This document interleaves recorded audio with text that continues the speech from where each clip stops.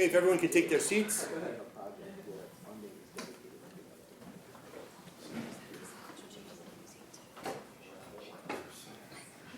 So I want to welcome everyone who's here in person and who has registered online to the first Green Infrastructure, Climate and Cities webinar, webinar that we have this year. We've done this once before in 2014 and 2015, and it was quite successful. We had over 1,000 folks attend either in person or online, and so we're excited with funding from NOAA to kick off this next year of presentations.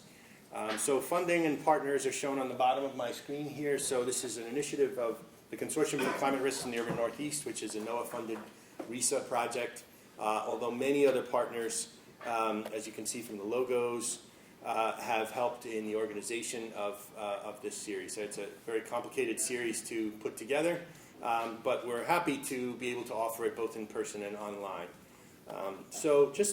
My name, I haven't introduced myself, is Franco Montalto. For those of you who don't know me, I'm a professor here at Drexel University. I'm also one of the PIs on the CC Run project. And I focus a lot of my work on cities and adaptation.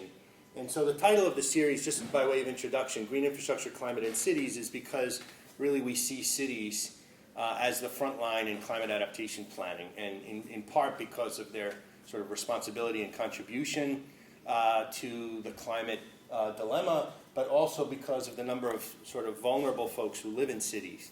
And also because of the role that cities always play in sort of intervening when there are lots of different stresses that we see in cities. And so cities are sort of used to responding to a variety of different crises, and climate is just the newest of these. So we focused on green infrastructure, or adaptation by greening infrastructure, to sort of distinguish this series from the last series. In the last series, we were focusing a lot on the climate risks that are being posed in different ways, the temperature risks, the CO2 risks, the sea level rise risks. But in this series, we really want to focus on what scientists and practitioners think we should do about these risks. So the term green infrastructure is meant very broadly. It, of course, includes natural areas and includes engineered approaches to dealing with water and dealing with energy. But it's really a sort of broader suite of strategies that are being implemented by cities and by city managers to address some of these risks and help cities to adapt. So I want to keep my comments brief and just say we have a 13-part series. This is the first one. So you can see the topics here. They're quite diverse, from knowledge management today to public health to urban planning to greenhouse gas mitigation, et cetera. And the format will be each session will have 1 to 2 speakers who may be, as tonight, actually here in person, but they may also be at a remote location. And we will have 1 to 2 speakers a month, 1 to 3 speakers a month. We'll have questions and answers, and we'll entertain questions. Thanks to Drexel's IRT, we're able to entertain questions both through the internet, through folks who've accessed the series through YouTube, and questions from the audience here today. For those of you who are accessing the series online, I just want to mention, to post comments or to make add comments or make questions in the chat box, you have to actually log into YouTube. So once you log into YouTube, you'll see on the right-hand side a box, and you can add questions, and we have someone who's monitoring those questions, and at the end of each talk, we'll introduce those questions as we will the ones in the room, and we'll have some discussion.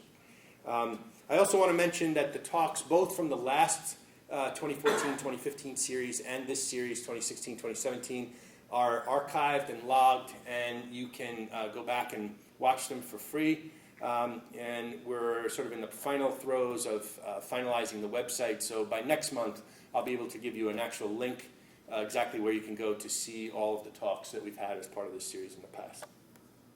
So without further ado, I want to introduce today's topic, which is the sort of broad introduction to the series. We're focusing on knowledge management, so science and risk communication. So how do you talk about these risks in cities? And we have 2 speakers who I'm very grateful volunteered to be our first 2 speakers of the series, Dr. Ralka Ellis from the Franklin Institute and Dr. Karen O'Neill from Rutgers.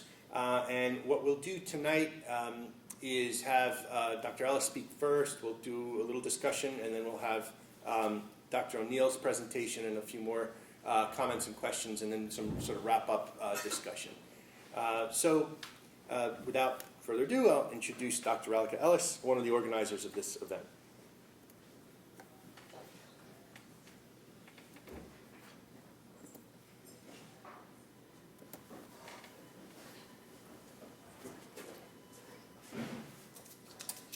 Hi everyone. I'm really excited to be kicking off this series, the Green Infrastructure, Climate and Cities seminar series, by giving you just a really broad overview of public perceptions of climate change risks and solutions. So I'm going to be going through a couple of studies that are out there in the ether, and you can go through them for more in-depth analysis and reading as well.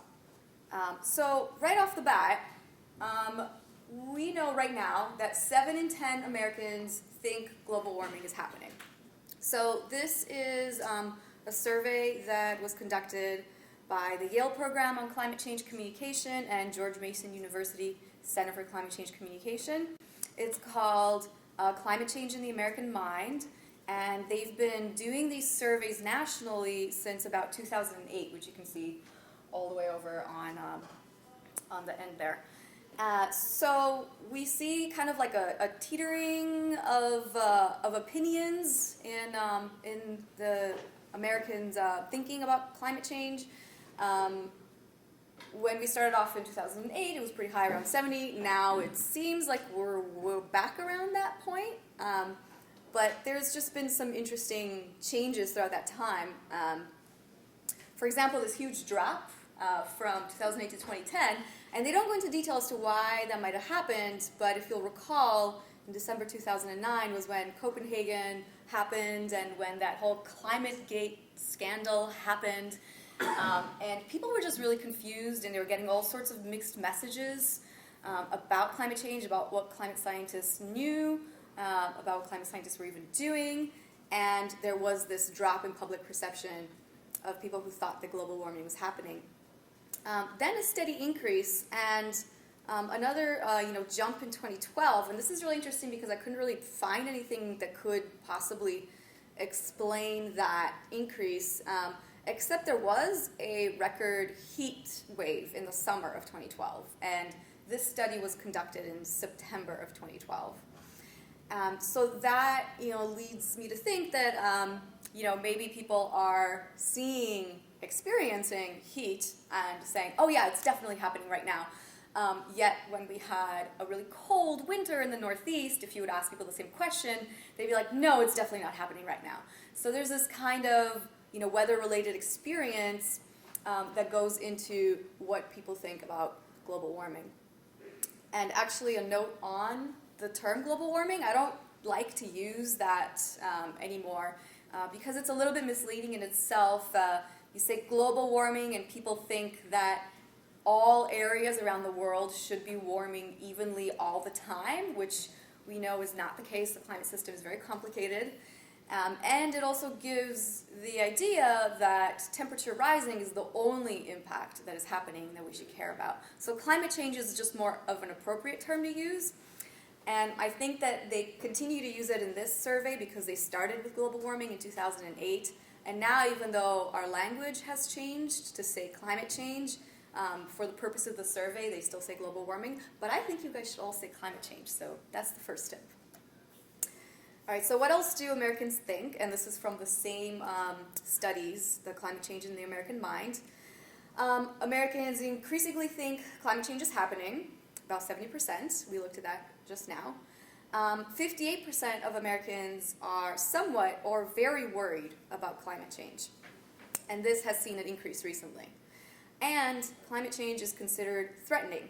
A record high, 38%, it might not seem high, but it is for the purpose of the survey, think that people in the US are being harmed right now. So this is interesting to consider when we're talking about climate change risks and solutions. So what about causes? Well, here is not so good news in that only about half of Americans think that if climate change is happening, it's mostly human caused.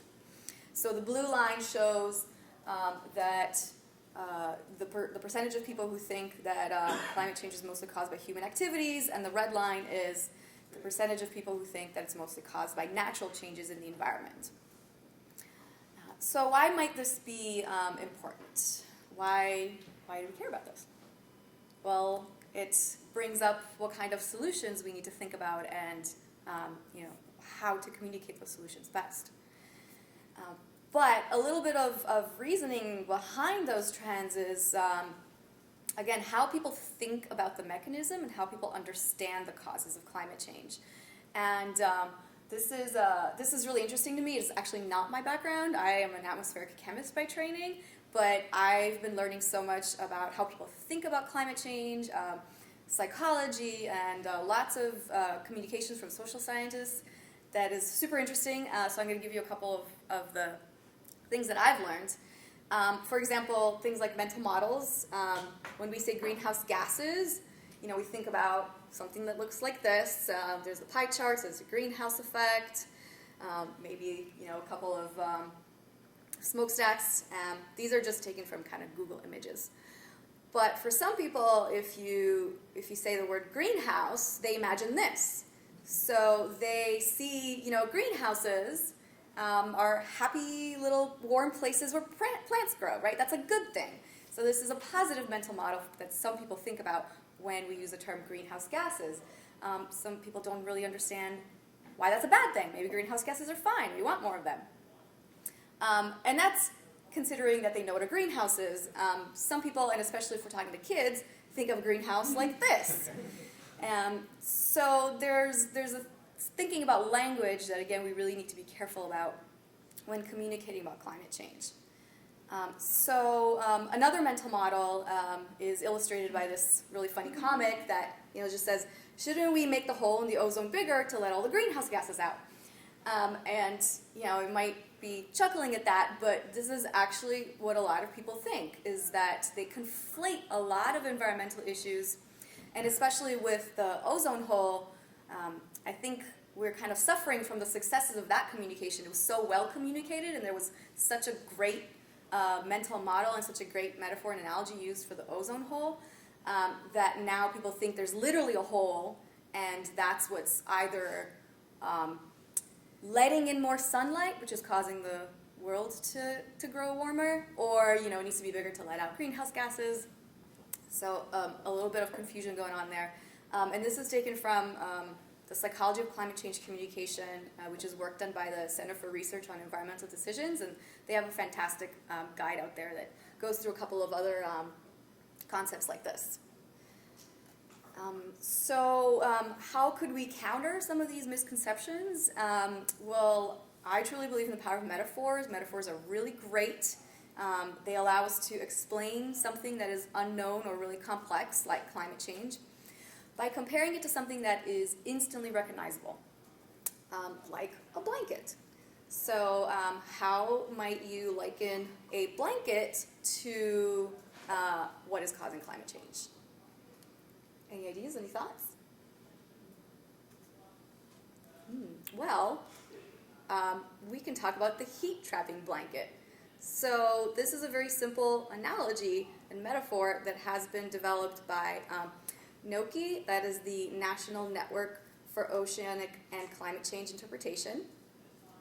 And they say, let's talk about the atmosphere like a blanket that surrounds the Earth.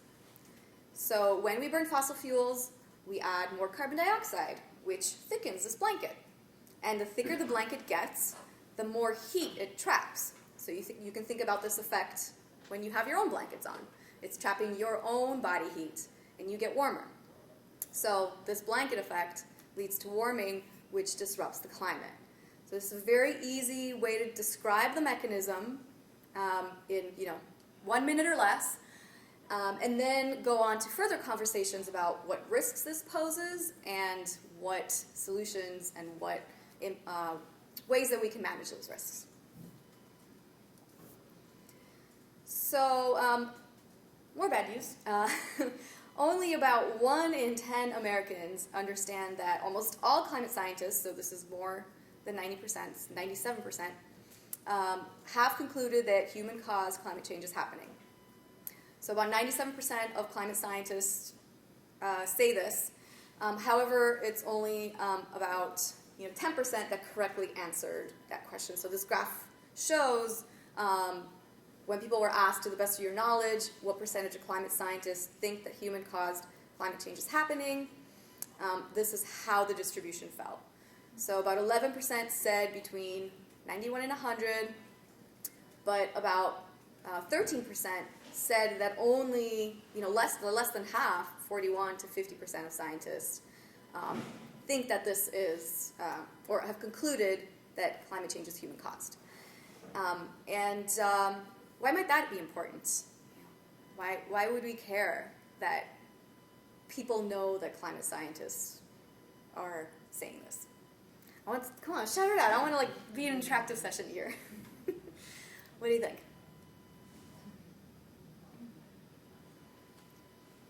The message isn't getting across. So something's not getting across. Like the people aren't seeing this. They aren't seeing that part of it. There's too much confusion in the media. The media likes to have things being balanced and allow equal distribution to both sides of an argument. But when we're talking about a scientific fact, there's not both sides of an argument here. So it's not fair to allow those kind of equal opportunities to climate scientists and the very loud, small percentage of the population that is opposing action on climate change. And it's also important because people tend to trust scientists, and they are messengers that people are look to, and they would follow their advice, follow your doctor's advice mostly. I think if people knew more that this consensus existed and that there wasn't a debate in the scientific field about the causes, there would definitely be more consensus in the public as well. Okay, so those are all sort of outlining what people think about and know about climate change. And now I'm just going to show a few slides about what Americans feel about climate change. And feelings are really important here too, because this is a very emotional topic.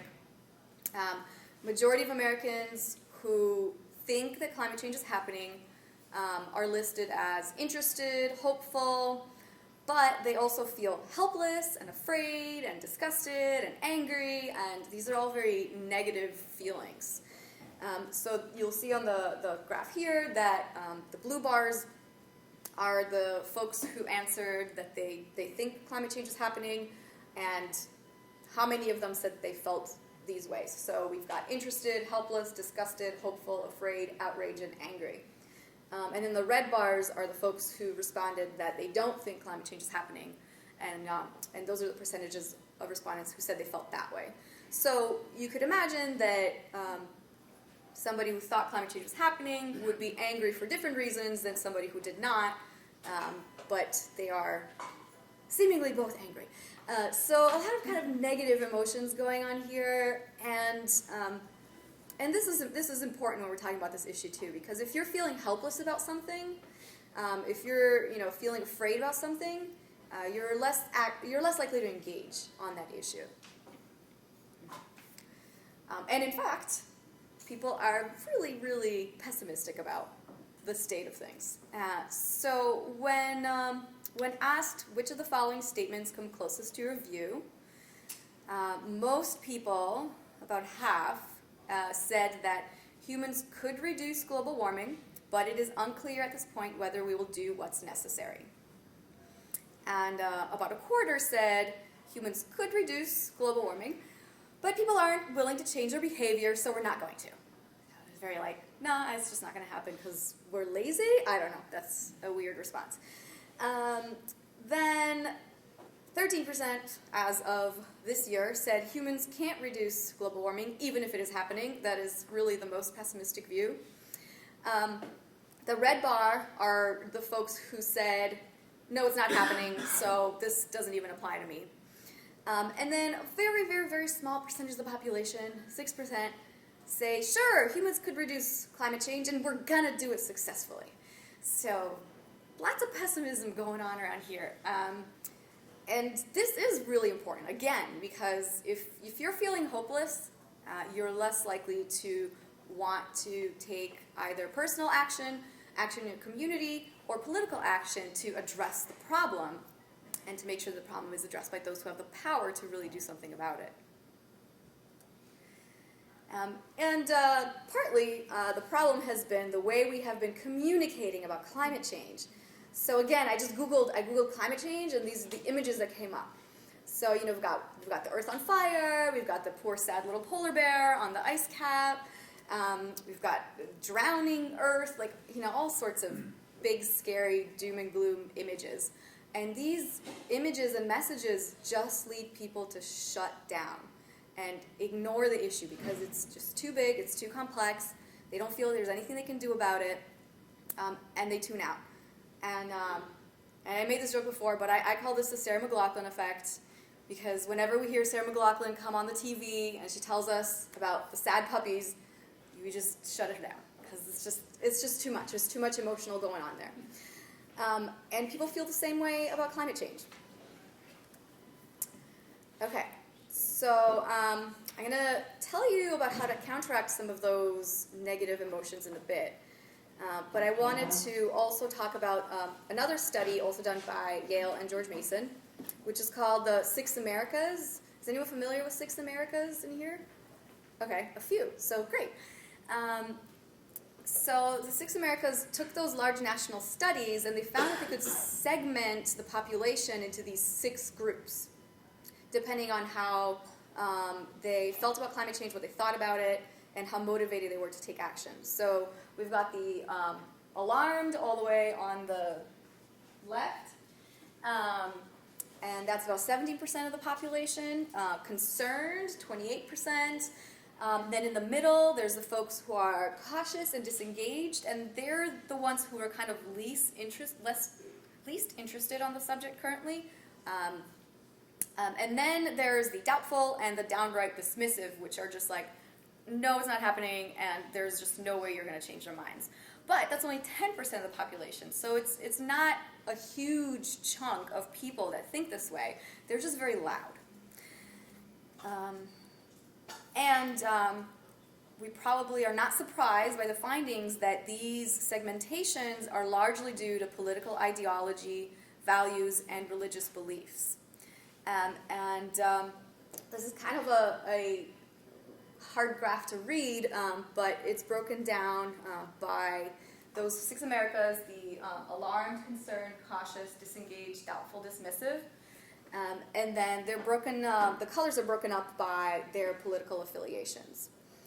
So in the alarmed sections, we've got almost 60% Democrat, 24% Independent, and then over on the other side, the dismissive camp, it's almost the opposite. Liberal Democrats tend to be more concerned, while conservative Republicans tend to be less concerned. Faith-based communities, this varies, but evangelical and conservative Christians are less likely to be concerned. A lot of this comes down to values. So when we're looking at the alarmed and the concerned, they tend to value equality and minority rights and social justice and environmental justice, while the doubtful and dismissive, they worry that action to respond to climate change, especially large-scale international action, will mean more government infiltration into society, and that's something that they just won't stand for. However, what's interesting is that the groups don't actually differ much in their actual day-to-day behaviors or efforts to conserve energy. So again, these graphs are kind of weird to read, but I'll walk you through them. So the one on the left is showing the number of actions that they responded, said they always do or often do from the following list. Turning off lights, raising the thermostat to 76 or higher, or using less air-conditioned air in the summer, lowering the thermostat to 68 in the winter, walking or biking instead of driving, using public transportation, carpooling. So these are these kind of like personal actions that have been, I don't want to say pushed a lot, but communicated a lot in terms of okay, climate change, it's here, it's happening, it's scary, what can you do about it? You can do these things about it. And people engage in those behaviors pretty much evenly across the board. And then on the other side, on the right-hand side, it is asking the number of improvements made from the following list of 5: insulating the attic, caulking and weather stripping the home, installation of energy-efficient water heater, installation of energy-efficient furnace, installation of energy-efficient air conditioner. So again, the actions are kind of similar across these segmentations. So when it comes to personal behavior change, that's not really something that these groups differ much in, which is, again, interesting because from the climate communication and the education front, that was the story. The story used to be climate change is happening, it's scary, it's big, and what can you do about it? You can change your light bulbs. So, that's, like I say, it used to be because, we're trying to go in a different direction now that is a little bit more collective and systemic, and I'll tell you about that later. But what do these groups want to learn about? So what do they say that if they were to ask an expert one question about this topic, what do they want to know?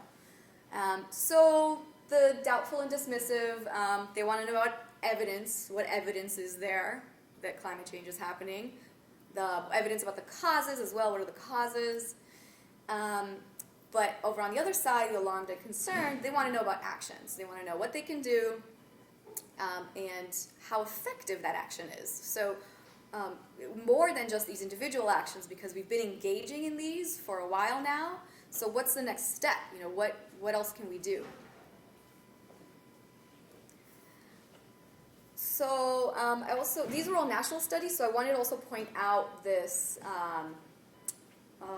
downscale, I guess is the right term, study. It is, it's actually a model output for counties across the U.S. And it's called the Yale Climate Opinion Map. You can go online and check it out. There's a little drop-down menu where you can see the model output for each of the different questions that were asked. So I just show the one that asked estimated percent of adults who are worried about climate change, and this is from 2014. And then Philadelphia is circled in the little corner there. So, we're doing pretty well. It's higher than the national average, and that tends to be the case in a lot of major cities across the U.S. And then if we're looking at the risk perceptions in Philadelphia County, 2/3 are worried about climate change. More than half believe that it is already harming people in the U.S. About 44% believe that it will harm them personally, and will harm people in the U.S. as well. That 62% of people think that it will harm people in developing countries, and 66% that it will harm future generations. So this is, again, kind of interesting data to look at and play around with. It is available, again, online as the Yale Climate Opinion Map. Because opinion varies so much across the county that it's good to know kind of like what your local base, your local constituents, your local folks, people in your local areas think about. And we also at the Franklin Institute did a study a couple of years ago, so this is a little bit old now, but I still wanted to show it because it was very interesting because it surveyed African American, Asian American, and Latino families in the Philadelphia area. And when we look at their segmentation across these 6 America segments, we see that it's overwhelmingly over in the alarmed and concerned area. So there's like nothing in the dismissive column, very little in the doubtful column. And those are the light gray bars, and the dark gray bars are the 6 America's general public nationwide study versions. So this is really interesting and important to look at because I get asked a lot. How do you get people to care? Especially how do you get low-income people to care, or folks who might be worried about putting food on the table, paying the electricity bills. And the answer is that you don't need to get those people to care because they care, because they presumably, this hasn't been actually tested, but one would assume is because they are more in tune with what is actually happening. They're less sheltered from the impacts of climate change. They're less likely to say this isn't a thing that is happening. It's something that they can feel and observe and do care about. And what we need to think about, the question we should be asking really is, what are the resources that I can give these communities so that they can take their concern and put it into action. All right, and that's kind of what my project does at the Franklin Institute. So I'm the director of the Climate and Urban Systems Partnership. Our website is cuspproject.org, and we are a 4-city multi-institution partnership that is looking at ways that we can more effectively engage city residents in climate change issues, and specifically in thinking about solutions and responses to impacts. So we work with social scientists, learning science researchers at the University of Pittsburgh, and they did a literature review of previous climate change education efforts and came up with these kind of big assumptions about climate change education. And I would lump communication and things in there as well. That number one, if people knew more about climate change science, then they would make better decisions. So if they knew more about the causes, they would make better decisions. Or if people believed that climate change was important, then they would make better decisions. So these were kind of assumptions that a lot of people were working with. But through the literature review and through some of the other work that we've been doing, we've really found that it isn't just about knowledge. So knowledge is not enough in motivating people to action, motivating people to learn more, or get engaged. And that's a really complicated issue because of all of these variables. So what goes into somebody wanting to take action or respond to climate change are a lot of different things. It's emotions. So, do they feel like it's effective or that they can make a difference? Or is it just hopeless? So, that's part of it. Also, it's social norms and it's community. So if you belong to a community that is very adamant about not taking any action on climate change, and going against that community is really breaking yourself from that group, and it goes against who people see themselves as a person. So it's very hard to get across to that to that area if we're just kind of going from the scientific background, and more knowledge is the key kind of idea. We have to think about all of these different variables in the communication area. Okay, so knowledge first climate change education is increasingly proving to be insufficient to move people to action. And like we've seen, it really leads to feelings of helplessness, fear, guilt, and quotes like this, there's the doom and gloom, there's the nothing we can do, it doesn't affect me where I live, something will cost, I don't see how it impacts me. So these are all things that people who are not engaged on the issue have been saying about it. So how do we start a new conversation on climate change? How do we move from these more negative feelings to something more productive? Well, there's been, the good news is there's been a message evolution. Yeah, this is fun. And this is from work from Eco America, which is a market research group, but they do a lot of really great studies as well. And it's from their recent report called Let's Talk Climate. So the version 1 of the message, the way we used to kind of communicate about this was really Armageddon was the the sad polar bear was the Earth on Fire. Then there was a shift to talking about opportunity, talking about jobs and economic growth, and part of that still resonates with a lot of people. But what is finding a lot more, what's finding to be better in terms of messaging for climate change is this personal relevance frame. So thinking about your family, your community, why is it personally relevant to you? And that is really the way that the CUSP project operates. The approach is to really look at climate impacts that are local to the cities that we work in, so local to Philadelphia, what's happening here, and very quickly and very simply describe those impacts. So, what's happening here? It's getting hotter and it's getting wetter. So that's the deal.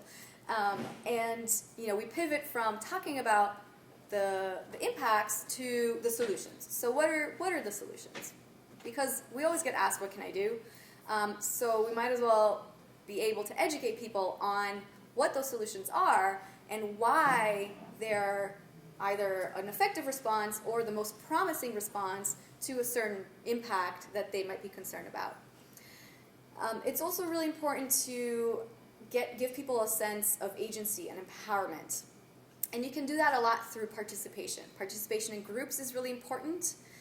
So things like tree planting opportunities, if there's not just me doing one action, but there's a whole community of people doing an action. And thinking about it from a moral perspective as well. So it's for our children, families, and our communities. Bringing it down to the local. So our mantra in CUSP is make it local, relevant, and solutions focused, and that's really seemed to be really resonating with a lot of people. So how does this relate to green infrastructure? Well, if a lot of these actions are community-based, are ways that the city is changing at a systemic level, so it's not an individual thing. It's something that is happening system-wide that's more powerful than just one action. And it's something that's participatory and done in groups. And the way that we translate this type of solution into an educational activity, and this is just one way, we have a lot of educational approaches, but we have our Ready Row Home, which you see here in this picture of this adorable little girl. But in our Ready Row Home activity, participants investigate what happens when we have heavy downpours in Philadelphia. This is something that we're seeing a lot more recently, and people understand that, and they're like, yeah, I've seen that. It's like, well, this is a trend that is going to continue into the future with climate change. We can explain why that is, going to the science of how precipitation is changing. But if it's just a really small, short interaction, say you only have a minute or two, really the most fun part of it is encouraging people to be their own urban planners, their own designers, their own engineers, and redesign their neighborhood with green infrastructure. So it's very simple materials. We have these little sponges that act as green infrastructure to soak up the rain. There's like little blue 3D printed rain barrels that are adorable. And people just have a lot of fun playing with the variables, seeing the effects. How does it compare to just a bare, empty house? And it's a lot more of an engaging approach to get at the issues of climate change that are happening in Philadelphia and what solutions might be available to us. We do this at festivals, community events, in workshops at the museum, in classrooms across Philadelphia, and even at senior centers. So everybody kind of loves this little activity. There's other CUSP activity kits that look at other issues and climate change risks and solutions, but this is the approach that we've been taking and think is really impactful. So these are all the studies I cited. If you want to learn more about them, I highly encourage you check them out. And I will be I'm happy to take any questions right now. I also am going to plug our Ask a Climate Scientist webinar, which is happening next Thursday. And this is open to our 4-city network of participants. We're going to be looking at the past summer. We're going to be looking at some seasonal forecasts of fall, winter, and talking about climate change impacts on ecosystems in an urban environment. So if you're interested, you can go to our website, register for that, and happy to take any questions now. Thanks.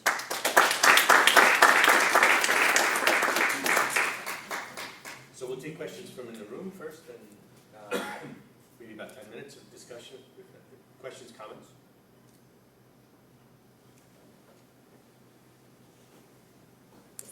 In the survey literature, is there any difference by age? You didn't mention that. Right, that's a good point.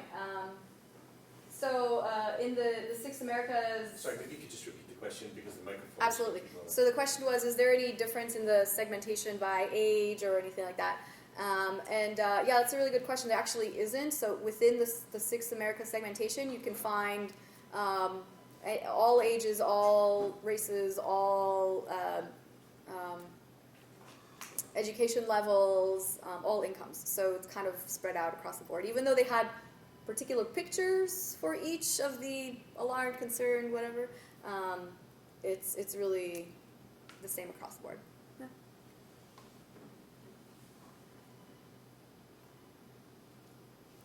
Hi, Carol Collier. I just wanted to add to what you said. I had the opportunity to go to Ferris with Drexel last year. Awesome. And one of the things that really caught me was that while there was a lot of gloom and doom, there was also a lot of optimism from the private sector, from Mayor Bloomberg being there, from Bill Gates being there, that there were not only these job opportunities, but we could redesign communities, we could redesign buildings so that you actually had a better lifestyle using less energy. Mm-hmm. And it sort of goes to that family slide in the 3 pieces. And it just really gave me something to hang on to when I'm doing presentations, that there is a good future out there. Mm-hmm. Yeah, and so the comment was that at the Paris Climate Talks, there was a bit more of an optimistic tone to the talks there, and that is great. Yeah, there is. I think people are starting to shift in their thinking about the future, but we also need to be really good at painting that future and showing how a lot of the solutions that we're trying to implement have so many co-benefits and are just kind of good ideas overall, you know? Yes. Hi, thank you for providing the survey literature. I think one thing it communicated is that there's a direct link between how we message and the response of the populace. Mm-hmm. And I'm wondering if you have insights about who is primarily responsible for changing that messaging, or looking at the messaging system, where can we have the most significant impact in helping shape the communication about climate change? Yeah, that's a great question. So who is responsible for changing that message or disseminating the message? Well, I mean, I think it's really everyone. So, you know, starting from the scientists, the climate scientists, but also all the folks who are in the climate adaptation game, who are implementing the solutions or researching these solutions. So the scientists, we definitely need better education in schools around climate change, and to have that messaging also reflect the best practices, because at this point it still tends to be a lot of information deficit model, knowledge deficit model, which tends to lead to the helplessness aspect of things. So it really is everyone who should be responsible for that message. Does that make sense? So I can follow up on that. So one of the things I think is interesting about the Six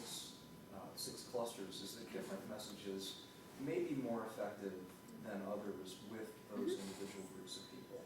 That we don't have a public, we have multiple publics. And we need to be able to tailor our messages to those particular publics that it may resonate with. So, for example, one of the things that we have learned is that this consensus messaging, that 97% of climate scientists agree that this is anthropogenic, man-made climate change, does not resonate with conservatives, particularly with evangelicals. That when you say that, often what they hear is, we're stupid, we're calling us stupid, if we don't believe what the scientists believe. And that doesn't, you can't get farther than that. So that's a message that's off-putting, though it may be particularly effective with other kinds of audiences. So different messages for different people. Oh, absolutely, 100%. Yeah, different messages for different people. In the Six America segmentation, they do provide some suggestions for what kind of messages might resonate with different audiences. And yeah, absolutely. If you don't view, if scientists aren't part of your circle, of your community, the people who you trust, whatever they say isn't going to resonate. But if it's coming from a faith leader or coming from a healthcare practitioner or somebody who you interact with daily and you really trust, then that is going to have a lot more weight to it. Yes? I believe one of the most common, common things I hear in relation to climate change is this point of no return for carbon emissions, which is like the ultimate bar of doom and gloom. It seems like the point of no return, like when people hear that, the public hears that, isn't that kind of like really make them give up in a sense? Absolutely, yeah. If you communicate a point of no return, then why should I bother? Like Is there any way to address people who stop using that term? I don't know if there's ways to tell people to stop using that term. There's certainly communicators, folks who. Are we okay here? Hope it doesn't blow up. Oh, all right. So certain communicators still love to go with the doom and gloom. They think, no, we got to scare people into action. And I think it's just the same as the deniers or the dismissives, is that with you just can't change some people's minds. Maybe if you show them there's a better way to do it, it might help. So yeah, that messaging is not helpful for the majority of the public. There is a small percentage of people who, with that message, actually is helpful. They do hear, oh my God, it's so bad, we got to do something about it now, and they get really, get to work. But it's small, so if you want to reach the most people, I would say don't do doom and gloom. Yes.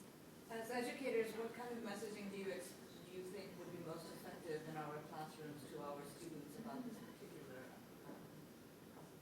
Yeah, are you a teacher? yeah. Yeah? Okay, what do you teach? Energy in buildings. Cool.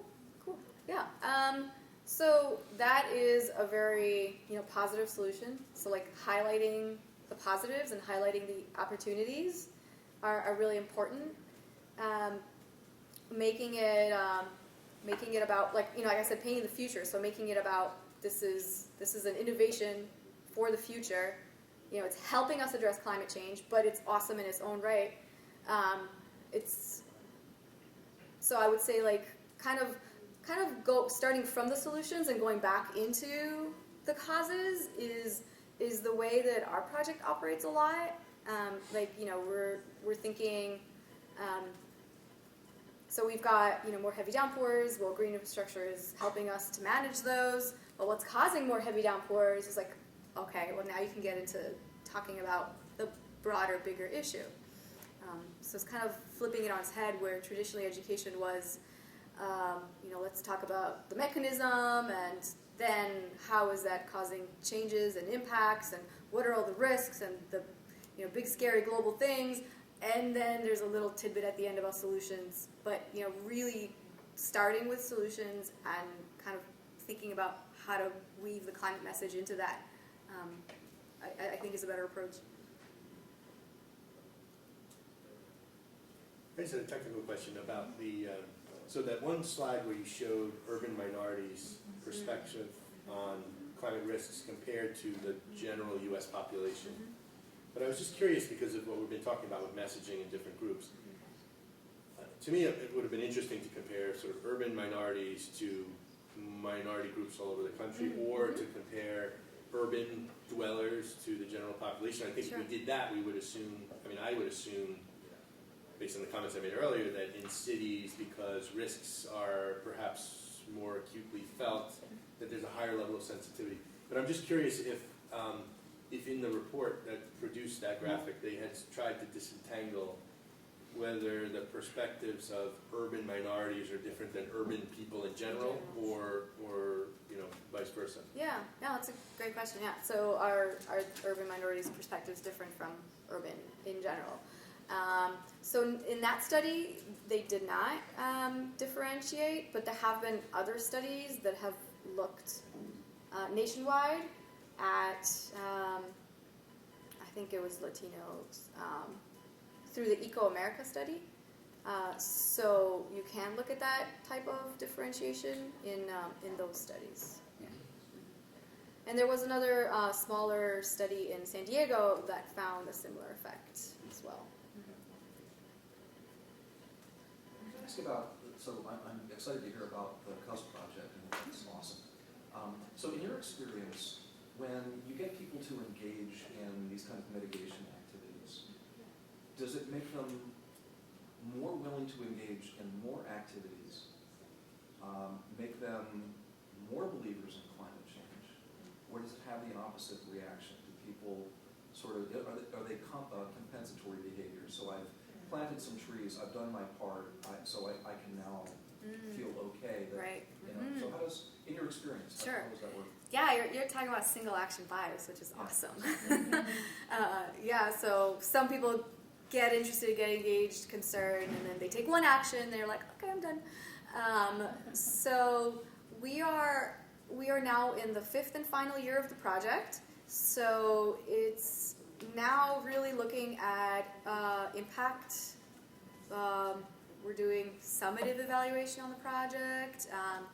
So a lot of those questions are kind of TBD. But from the data that we've collected so far, people are at least more likely to talk to their friends and families about it, which I think is a big win on its own. Even if they don't follow, and it's hard to follow people to see what kind of actions they took as well. So even if they don't do that step and then continue to engage in other actions, they do, through follow-up surveys, we do know that they do talk to their friends and families more about it. So I think unless we have any questions online, then we should probably move on, but thank you again for work. Thank you so much. So our next speaker is Dr. Karen O'Neill from Rutgers, whose talk is entitled Community Strategies for Sustainable Coasts. And I will get you up. Dr. O'Neill. Thank you. It's really great to be here, and I really appreciate Raluca Ellis's presentation. You're going to see a lot of similar ideas coming out. And I think what is interesting about this is that we're actually seeing ideas come from different segments of society, different professions.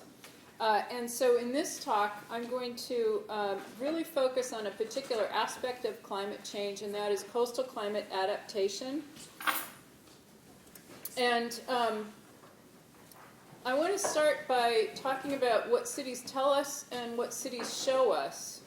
If we think about New York City, it's an island. Oftentimes people live there and don't think two things about it. Even though they may be crossing a river or going underneath the river every day, they're not really perceiving themselves as living on an island. Boston and Hoboken have significant areas of back bays that they've filled in. And when it rains, those areas reappear in higher water than they would really like to experience. And of course, Philadelphia has two major rivers that have their flooding problems as well. So cities have often been located on waterfronts. And what's happening in these cities, all these cities are leaders in climate adaptation planning.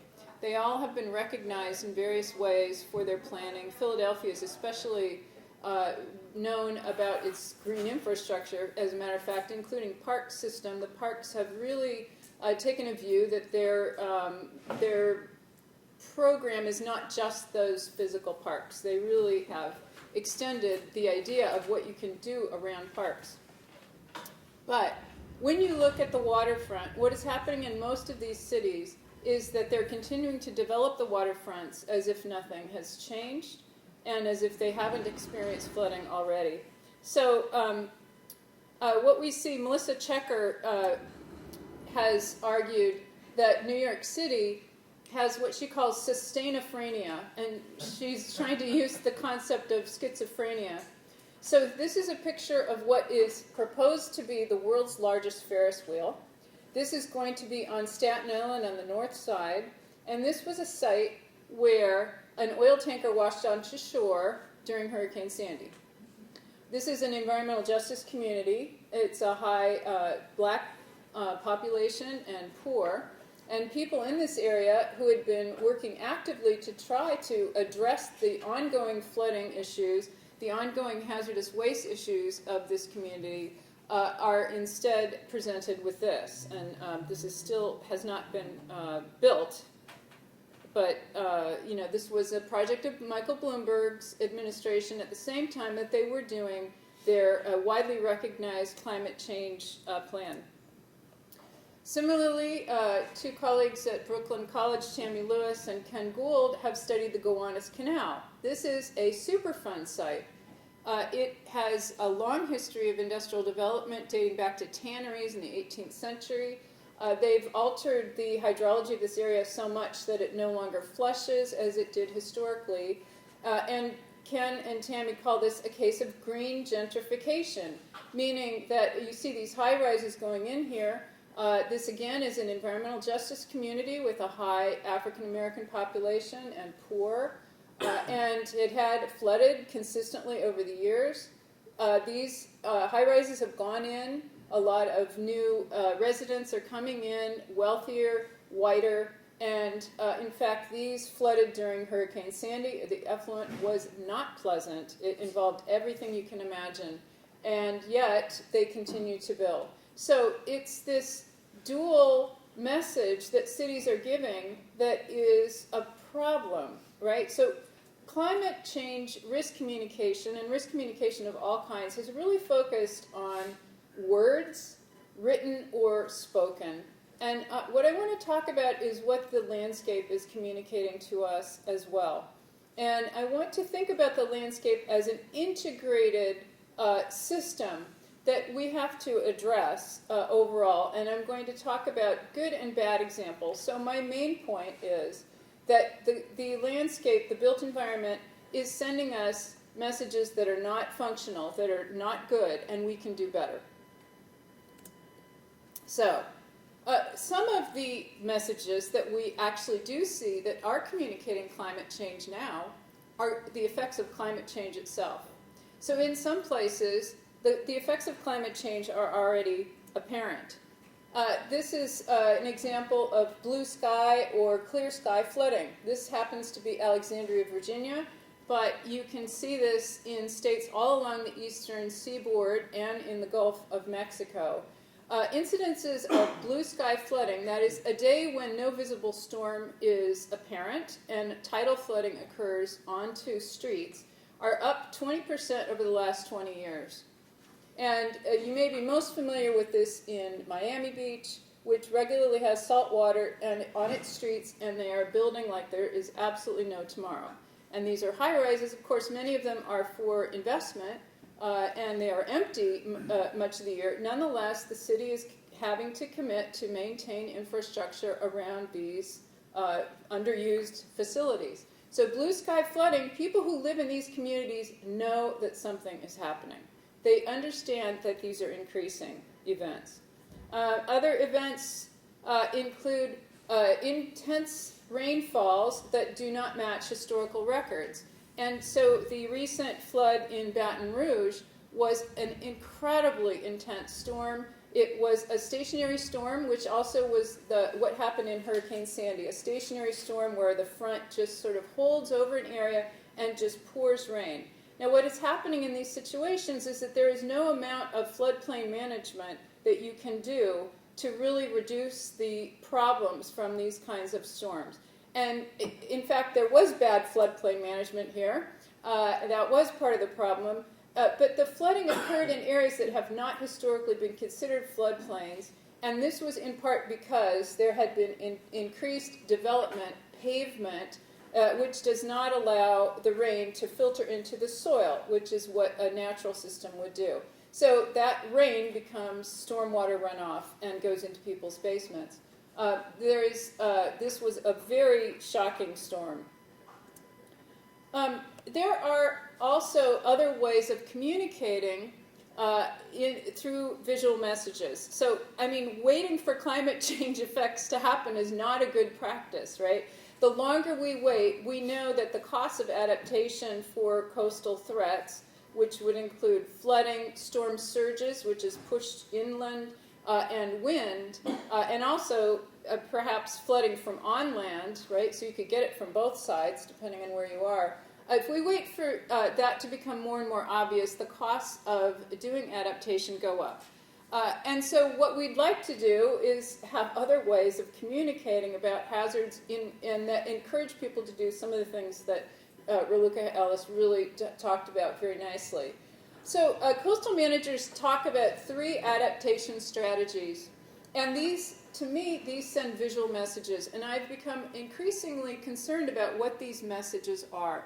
So along with the idea that we can build high-rises right along the waterfront and on estuaries and on rivers, which, you know, there's going to be river flooding, let alone coasts, what else are we communicating through our infrastructure?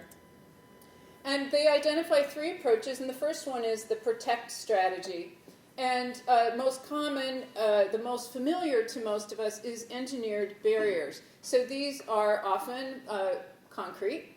They are, in this case, this is a seawall of a really, dramatic sort, literally holding up the cliff where houses are built. It's a very common sight in California. And what happens is that people naturalize what they see. And what I mean by that is when you interview people about sites that may have been highly human manipulated, and I had a student do a project like this because she was always interested in a reservoir. Did people in Jersey City perceive this as natural? And she found that they did, although it was quite clearly man-made. It did host ecological functions, but for them, that had become part of the background. And so you may assume that if you live on the coast, seawalls are good and seawalls will protect you. And what's very interesting is that the preference, when people do surveys about how do you prefer your coast to be managed, we find in developed countries as well as developing countries that almost always people prefer engineered structures. They prefer human-made structures. But there are other protection strategies, and this gets us into what we would more call green infrastructure. This is just another example of levees. Right? This is a Mississippi River levee, cross-section, and here is a not up to speed levee. This is not up to the federal standard. Right? So we have a lot of structures that aren't very good. But another protection strategy are natural barriers, and Raluca Ellis was talking about this a little bit that you, in the intro, that you can have either remnant systems, which is, these are mangroves in Florida. So mangroves would be the standout sort of protective barrier along the coastlines, but also coastal wetlands. And these also can provide considerable protection. If they're intact, that's wonderful. We can also create effectively artificial natural wetlands, artificial mangroves, and the like. So these can become integrated into systems of green infrastructure. They can be permitted, right? So if you're thinking about the United States setting, a lot of these green infrastructure installations can actually meet permits for stormwater control and the like. So very important.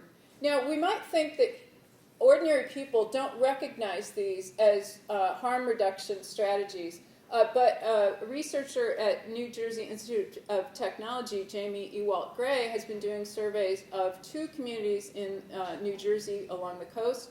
And residents there do recognize the roles of their local wetlands as being protective.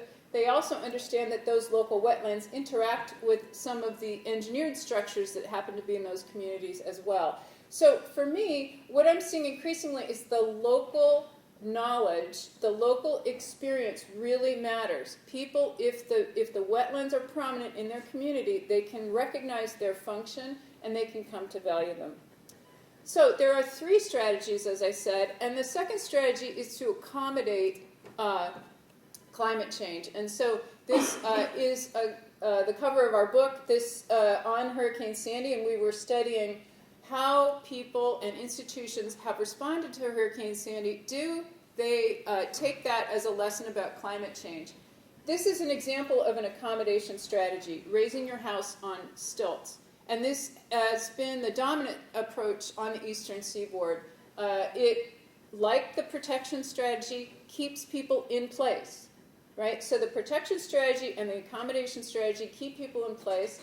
This does signal something about hazards, right? It clearly is telling you this is not just an ordinary house, but it is an ordinary house on top of stilts. So you're still having normal sort of suburban functioning in areas that the scientists might consider quite hazardous, like barrier islands. And other accommodations include this visionary representation of Boston. So I'm going to show you several things that were done for design competitions. And this was a design competition envisioning the back bays as canals, Boston as the new Venice.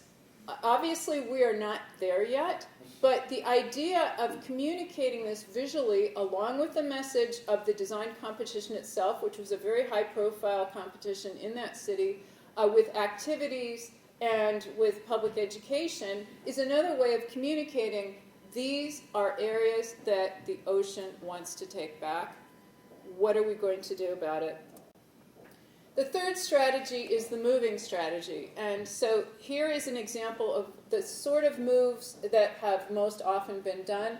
You see up in the right hand, the top section, there's a lot of water flowing in. What has happened here in the United Kingdom is that they have removed the outer barriers that used to protect farmland. So this land was reclaimed from the sea originally to farm. They've removed the outer barriers, allowed the sea to come inland farther. And what this does is it reduces the overall threats to the area, because the more you build a wall, the more you have to maintain that wall. It reduces the costs, and it can bring ecological benefits, because a lot of these areas were wetlands that were effectively lost because they were filled in.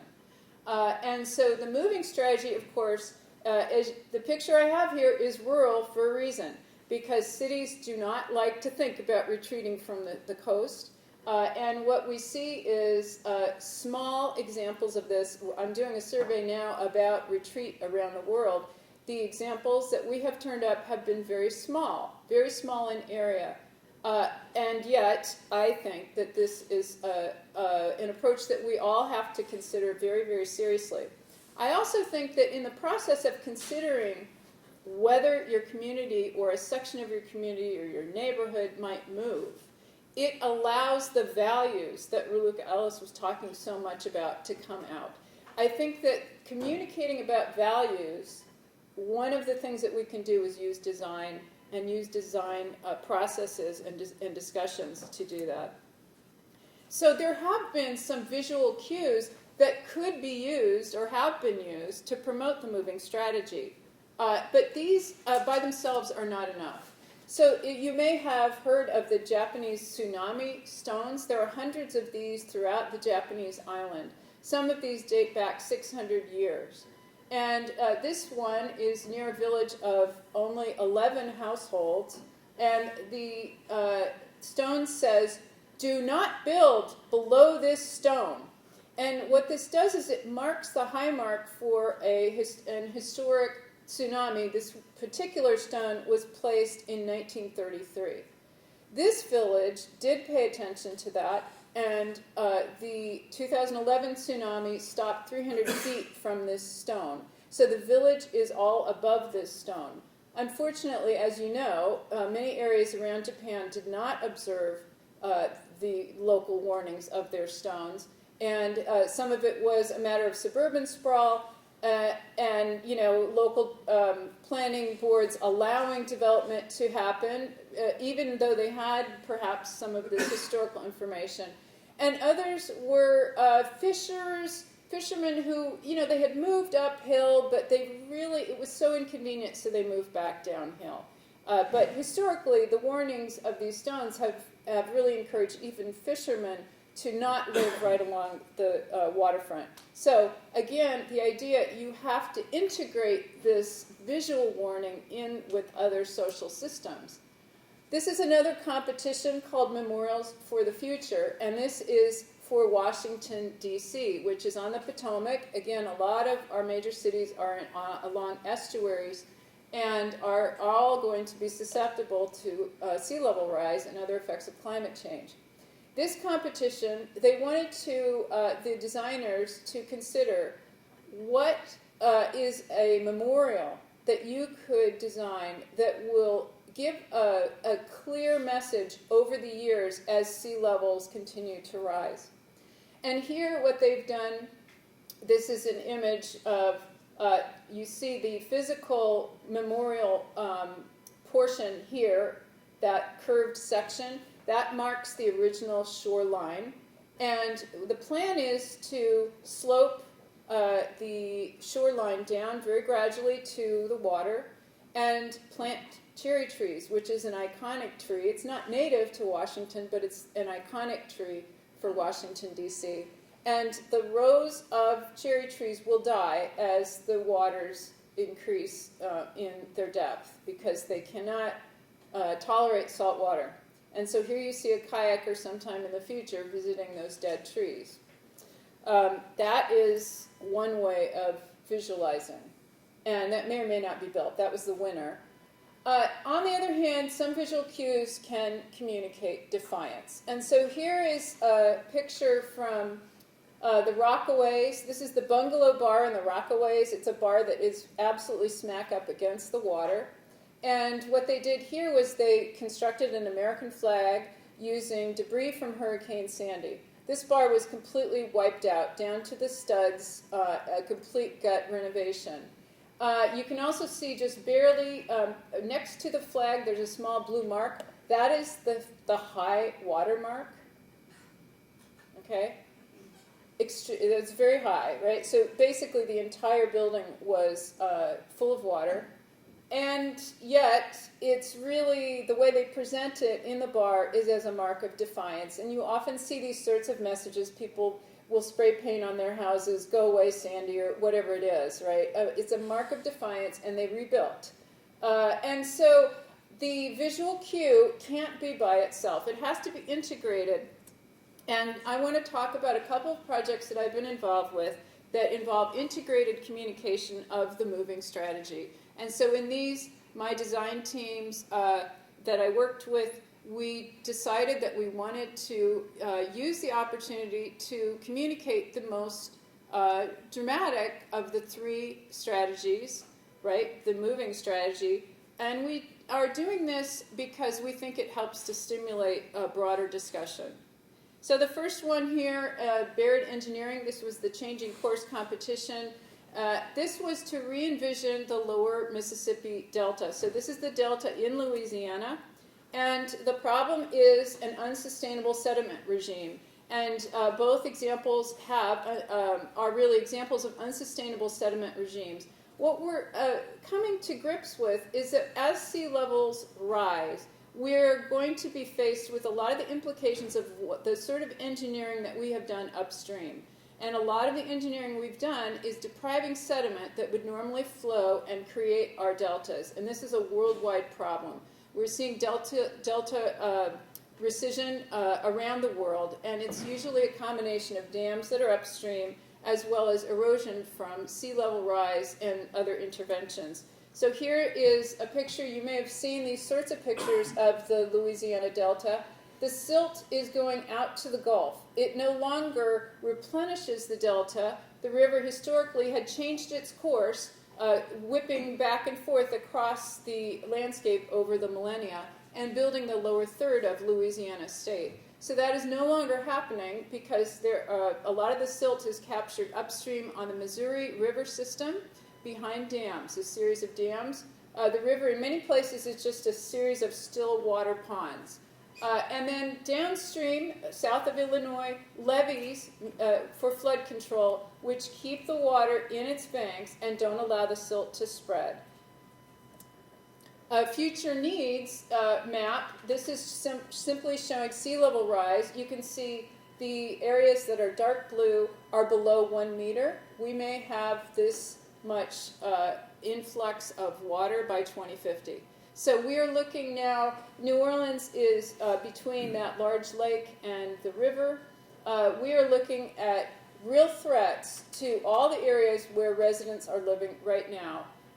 The lighter blue areas are up to 1.5 meters. So this is a very low-lying area.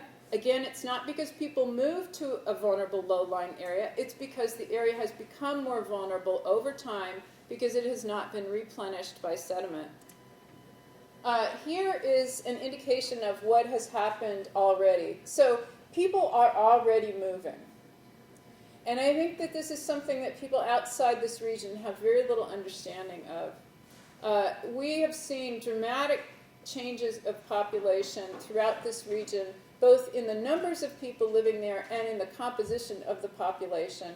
The area has become less African American, an increase in Hispanics who have come in to rebuild, and a general movement away from the shore and inland. A lot of people moved to Houston and throughout the United States. The pink areas here are land loss from 1932 to 2010. We have seen in 82 years a loss of 2,500 years of sediment. The yellow areas are areas where the population declined more than 30% between 2000 and 2010. And so yes, most of this was from Hurricane Katrina, but a lot of this population was moving even before that. Our project, what we aim to do is to capture all the sediment that we could that is flowing down the river. The river now carries only about a quarter to a third of its historic amount of sediment. So the brown arc that you see across the map here is our estimate of what is a sustainable zone for sediment now. It's considerably shorter. It eliminates the Bird's Foot Delta, which is where ships go all the way out to the Gulf. And a lot of those places are where people have lived. But they are living there less and less. They are maybe living there only during a fishing season or something. Our view is we take existing diversions and start to divert the sediment and rebuild little mini deltas selectively throughout the delta system. And over time, add more taps, turn them off when they've reached a certain level. There's a very good understanding of how long you need to do this based on the Wax Lake Delta, which has been artificially building up off the Chafalaya River, and we have very good models from that. So this is a very radical proposal, obviously, but people, as I said, are already moving. And so in terms of the community values, people already know that they've lost a lot of their community values. And so we wanted to engage what best way could we support those values. This is one example of how to communicate about risk, about hazards in this area, and we present this as a risk gradient. So the farthest out are areas that are already being intensely degraded, and what we're seeing increasingly, we call this the island zone. Probably only a few isolated oil and gas facilities will be able to exist in that area. These are areas that are already eroding quite a lot, and a lot of, by the way, the oil and gas industry is really responsible for a lot of this erosion because they've cut so many channels through the delta as well. The delta zone is where we would replenish that middle section. We would have that area, of course it would change over time which areas are being replenished. And then the community zone would be behind new engineered barriers to protect people. It would be safer, higher, and drier. And this is a way to communicate, in a sense, how risky it is to live in these areas. To facilitate this, we wanted to engage with a practice that people already use in this region, which is they often have two residents. And so we would encourage the state government to help people build a second home in that community zone, in that protected zone, and then they can decide when they wish to move from their home that is more exposed. Maybe they want to use that seasonally and just eventually go down to not using it at all. Maybe they can keep their boat out there or not. But the two-home program is a way to engage that. And then the restoration process itself we see as another visual cue that you can use. You can use this to educate people. We envision having a discovery center that would be near where one of the diversions is happening so that people could see the sediment building up, the influx of a new set of ecologies. They could study about fisheries and the like and how the fisheries are changing, and possibly jobs retraining for fishermen, which, this is a really thorny issue because as the salinity changes, when the river's sending out not salty water, the fisheries are going to change. And so this is a real problem. The second project focuses on the Jersey Shore. And so this is for the Rebuild by Design competition, and we have an article that we've just put out on this, which is available. And again, an unsustainable sediment regime, and this would be the Barrier Islands regime, which is worldwide. Barrier Islands, of course, in their natural state, they migrate. They change shape, they rise, they fall, and they act as protective barriers, that's why they're called that, for protecting the coastline. What this has done is it's evolved a distinctive set of ecologies over time, another gradient. And so here you see flows of species and sediment from shore, from along shore. You would normally see a lot of coastal change that runs north and south. But we've interrupted all this because we've built up the Barrier Islands. So here's an example of what a Barrier Island wants to do. This is the Ash Wednesday storm, Harvey Cedars of New Jersey's Barrier Islands. And the little boxes have houses in them. They're just showing you where houses moved. So a lot of the houses in 1962 were not year-round structures. They were summertime structures. They communicated impermanence. And I think that the physical form matters very much in this transition. That if you have a community that has a bunch of essentially beach shacks, you don't have this sense of, great anger and, demand for the government to rebuild them in full that you do now. Because now we have real houses there. And boy, are these some houses, right? What had happened after 1962 was that people treated it as an opportunity for development. And so what you see now, and this is we did a graphic over an aerial image.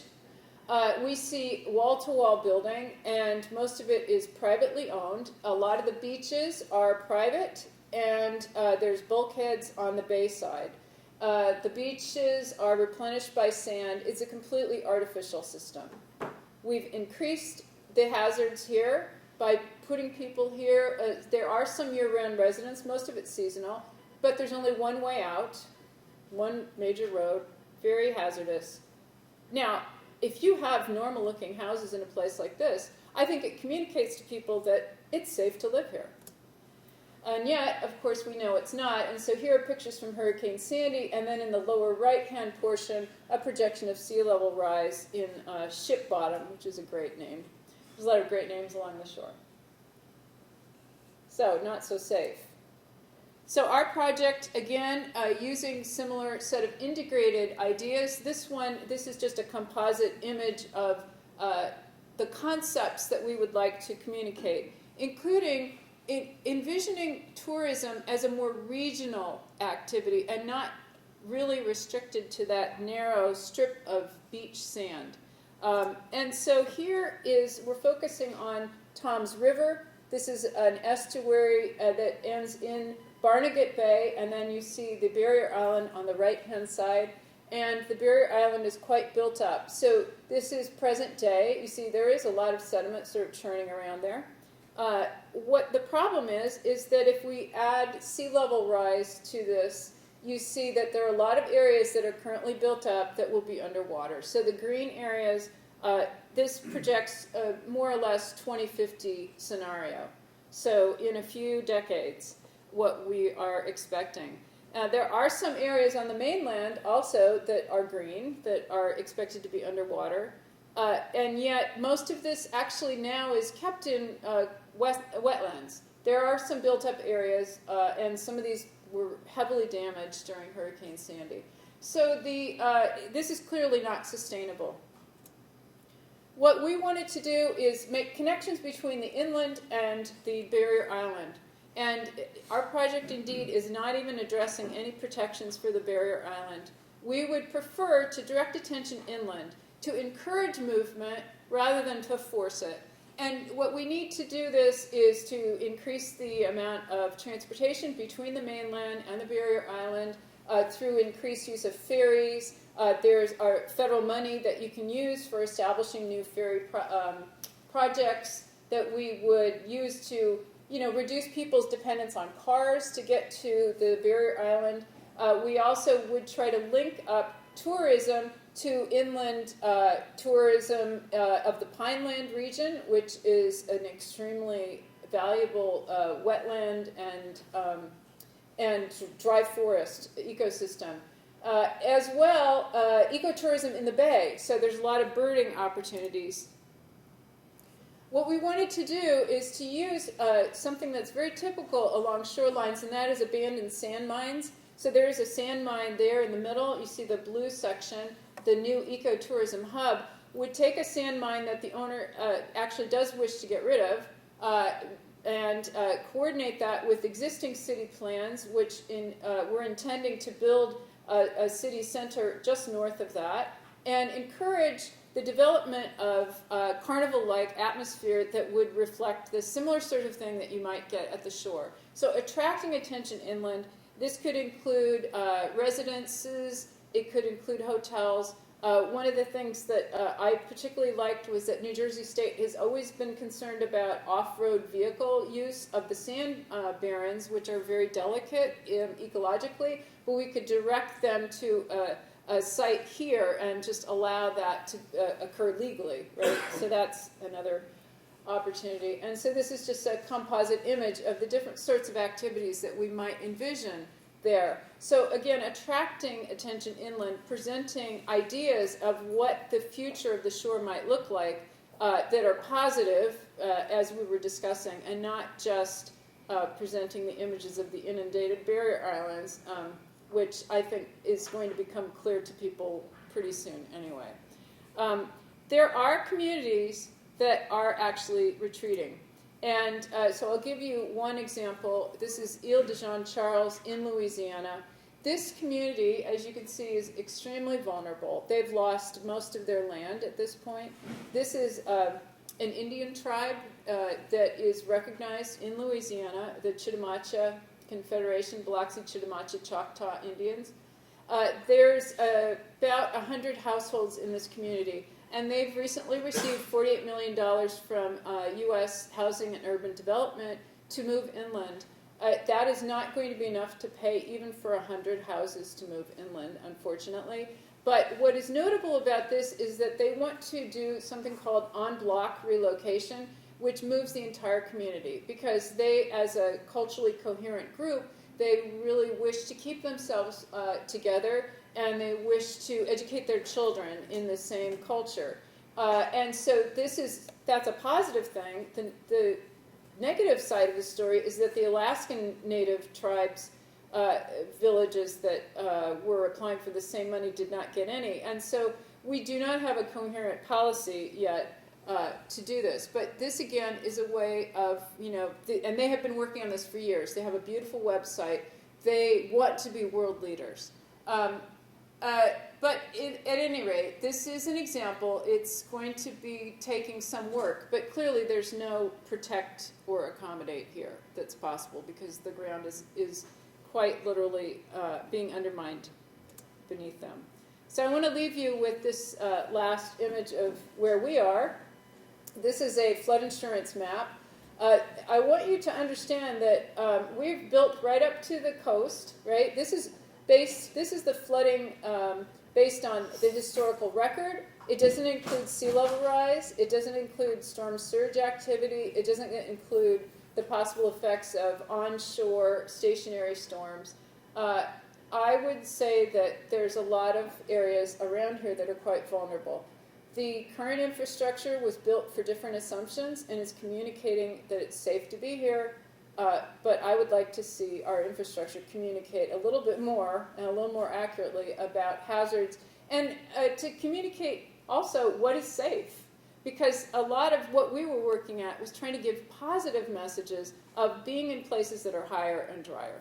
So, thanks very much. Thank you. So we have plenty of time for questions?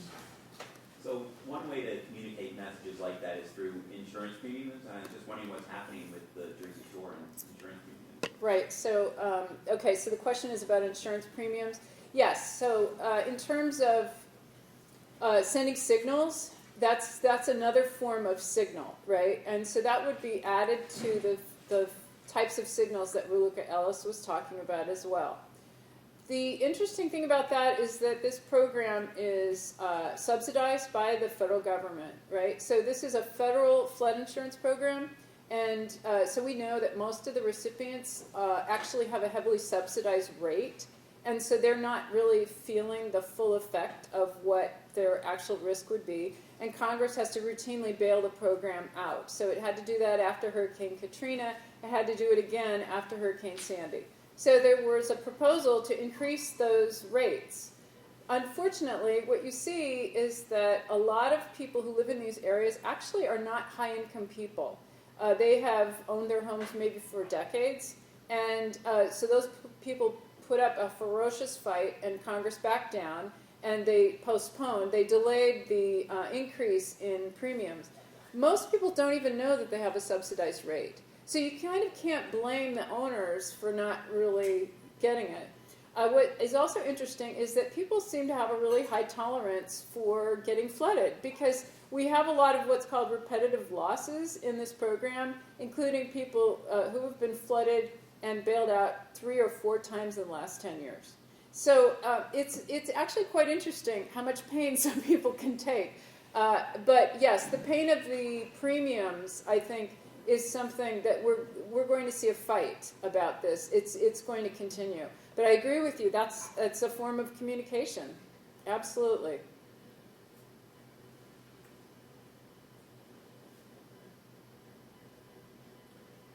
I have something.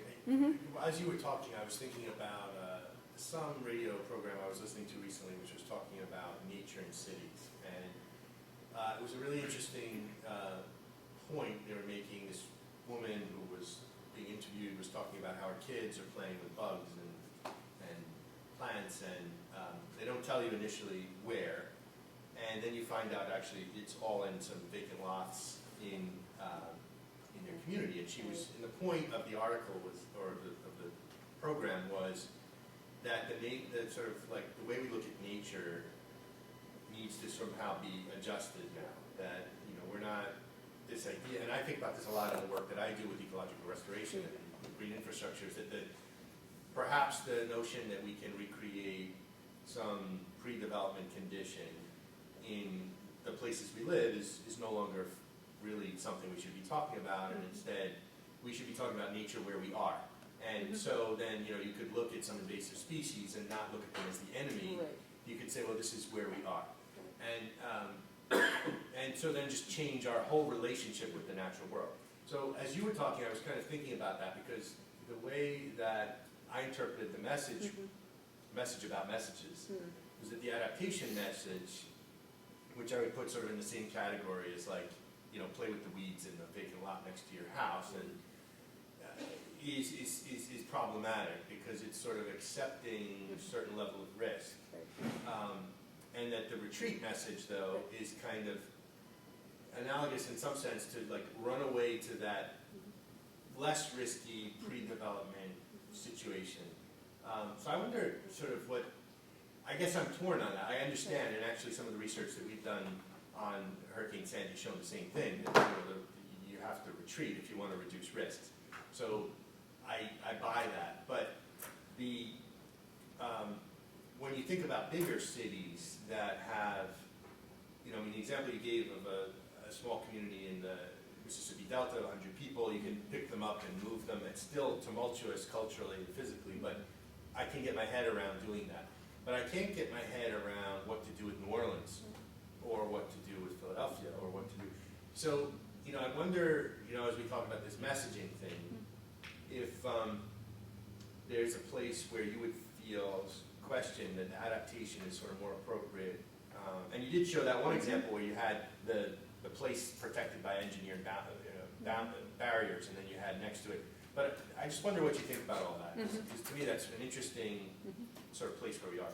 Okay, so the comment was, it's a little hard to sum up, but essentially really brings together a lot of debates in ecological restoration and in engineering. And I think that you're seeing, and also the idea of the biophilic city, right? So the idea that the city is not apart from nature. And yes, I agree with you. I'm actually doing a biodiversity study of cities as well.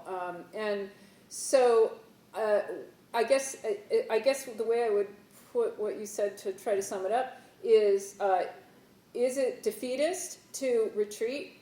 Is it, but on the other hand, perhaps we need to acknowledge that, for example, non-native species are here to stay, and we should learn to enjoy them.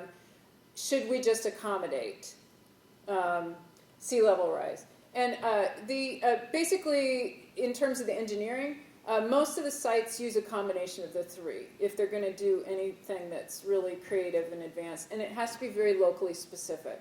So it depends, again, on the sediment regime. So if the underlying hydrology has changed, if the sediment flow has changed, you may have to do one or another approach, right? You know, there's some areas where you have absolutely critical infrastructure, you just are going to have to build a wall around it. What I think people have not woken up to is that we have nuclear plants, we have intensely polluted waterfront sites, we have archaeological sites, and if we don't wall them off, we're going to have some really big problems. So we have, essentially with nuclear plants, we have committed ourselves to 100 years of walling them off, plus or minus, right? I mean, there's just no choice about this. So yes, every site is going to be different. Manhattan is going to be protected no matter what. Philadelphia, presumably. But, you know, you've got two rivers. You cannot wall yourself off from every last stream. And so that's the concern, right, is that's why I want to talk about moving. Because we have to, as scientists, we have to tell people about what's possible. And I think people don't see these in their communities, right? They see walls. Right? They see a seawall, they see a levee, and they think that's what's possible. So we have to show them other things that are possible, such as the vacant lot. Maybe we can make it even better for that kid by adding a few native species, and then that becomes a better nature experience, right? So I think it really depends on the site, and I think we need to expand our palette, you know, what we have on offer to people. And you know, in terms of what Raluca Ellis was talking about, presenting solutions and then maybe working back to the causes, people are excited about these. There are a number of projects that are actually being implemented. People come out and they are willing to talk about this. And people didn't riot when they saw canals, you know, proposed for Boston. I mean, not a lot of people know about this idea yet, but it's if we make it look nice, there were people on boats, and you plant a few trees alongside it. That's what has to come with it, right? To get that message across. But yeah, I understand what you're saying in terms of how much can we regain in terms of ecological restoration? How much can we ideally accomplish in terms of, yes, ecologically, it would be better if we pulled humans back and allowed the ecology to take back a lot of the coastal dynamics. And you're saying, well, that's not always feasible. I agree. There's no question that it's going to be a mix of things. And the other thing is that some of this will be phased in over time. So any retreat proposal has to be phased over time. And all of these places, the people living there are asking to be moved. Really, this is where it has to come from. It has to come from a local interest. So when Andrew Cuomo went to Staten Island and said, there was a community where several people just died inside their houses. Boom. These were houses that were built out into coastal wetlands. You would be amazed to see, because if you have any sense of how wetlands work, you're like, there's a house there. Wow. When they offered a buyout, they agreed, right? So there was one community that agreed. There was another community that didn't. And they need to get everybody to do a buyout, right? Otherwise, it's not worth doing, because you still have to keep the roads intact if there's still someone living there. So that's the real trick. So yes, it has to be local. It has to be embedded. It has to be what people want. It has to be an integrated program. Yeah. But I like your linking that to ecological restoration, because you're right. The issues are similar. Yeah. They really are. So Karen, so I know you well. Yes. And I know that you are the go-to person, the go-to sociologist, apparently, for engineering teams who want to do this design work. And I'm wondering if you could, since we're sitting in the College of Engineering, talk a little bit about that experience, being a sociologist in a team of engineers. Okay, the question is about being a social scientist. I'm a sociologist working with engineers. And of course, the people who have been part of this are firms that are already doing this sort of big thinking approach. There are engineers who are really well-rounded and ready to do it. They understand the need to work with communities, in part because the history of engineering has had some really bad interactions with humans, and over-promising safety. I've studied the Army Corps of Engineers projects a fair bit, and the history of over-promising is not a good one, and changing to the idea of what they call in medicine harm-risk reduction, right? Harm reduction strategies, rather than saying that you're really protecting, saying that you're reducing hazards, right? And so that we can all acknowledge that we're still having some risk, and that it's not the engineer's fault if something goes wrong. But yeah, engineers, actually, I would really love to see engineering become more of a multidisciplinary endeavor. One thing I'm very concerned about with the education is that the people who tend to do these projects that I've found have been pretty advanced in their careers, because engineering training is so full of courses. They have so many required courses, and they're often not really doing a liberal arts degree. They're doing very little social science and the like. So I would love to see that happen more, to get that education right in the undergrad experience, let alone the master's level. But yeah, it tends to be engineers who've worked at it for a while, and then they've had these problems with particular projects where they're puzzled and they want to know more, and they're ready. Which is great. Yeah, they're really exciting to work with. I'll take advantage of ask another question. Okay. So I was struck also by, Ralika was saying previously that there was some evidence that people who live near wetlands, for example, understand the protective value of the wetland. Or presumably other natural areas as well. There's a certain sort of deep-seated understanding of your landscape that you have because you live in it. So, again, just to play devil's advocate, I agree with you on the retreat thing, but I'm just playing devil's advocate. Is there, do you know of any evidence where communities that have really done a lot of work to try to adapt, or, I mean, I happen to be from the Gowanus Canal area, so I know that area well, and I know also about Brooklyn Bridge Park, which took a massive section of waterfront. Right. If you lived in that area, you had no way of getting to the water up until recently. Right. Now you can get to the water. Right. So, you know, if you put that together with, you know, so these glitzy waterfront development projects that bring you exactly to where you shouldn't be. But you put that together with what Relica was saying that, hey, if you can get down there and actually put your feet in the water, you now know that there's water there. And you therefore then would think about what the water means and what it might mean to you in the future. And so you hear something about climate change and you get scared and you say, oh, maybe I shouldn't be here. So I'm just wondering if there's sort of the flip side to what you're saying, that a lot of this new attention to the coast is actually sort of raising awareness to what the coast is to people who don't even know because they've grown up in a city that's been barricaded off. They don't even know that there is a coast. Yeah. Yeah, so if we're talking about, the comment was about new areas like the Brooklyn Bridge Park, which actually bring people to the waterfront where they had been prevented from going onto the water, near the water, mostly from industrial development. And so New York is definitely on that road, and they've even done this in the Bronx. There have been a lot of park developments there. And it's an environmental justice concern as well, because these areas have typically been places where they have very few parks and a lot of a high concentration of poor people, although of course they're gentrifying.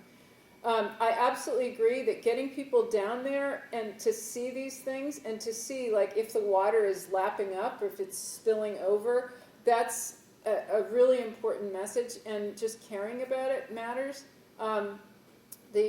Chicago has redone its waterfront recently, and this is something that's winning a lot of awards.